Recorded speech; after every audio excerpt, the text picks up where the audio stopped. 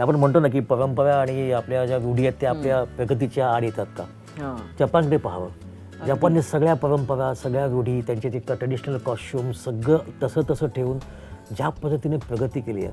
आणि स्वच्छता जगात मी कुठे नाही, म्हणजे मी लंडनला गेलो आहे, न्यूयॉर्कला गेलो आहे, पॅरिसला गेलो आहे, पण क्लीननेस स्वच्छता जी पाहिली ना ती जपानसारखी जगात कुठे नाही. म्हणजे डस्टबिन्सच तिथे डस्टबिन्सच नाही आहेत. त्यामुळे आपल्याला लाजच वाटते. आपण आपली पिशवी हळूच कॅरी करायला सुरुवात करतो, आपण आपला कचरा आपल्या पिशवीत ठेवायला सुरुवात करतो.